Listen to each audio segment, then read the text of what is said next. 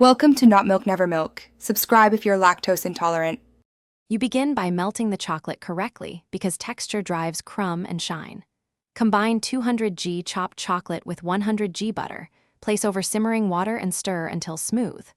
Once melted, remove from heat and temper by stirring until 40-45 degrees C so it integrates with batter without seizing. Make sure to measure by weight rather than cups for consistency. After it cools slightly, reserve a spoonful to check gloss. If it thickens too fast, warm gently for 5-10s and stir before adding. You now incorporate chocolate into the batter to get uniform crumb and flavor.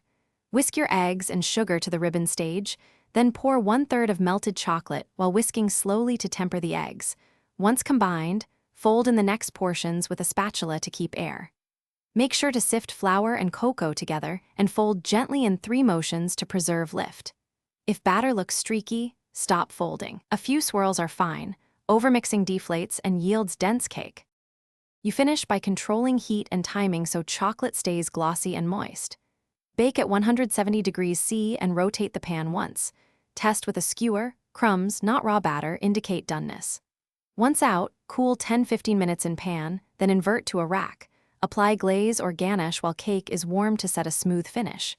If the top cracks, immediately spread warm ganache to mask and rehydrate.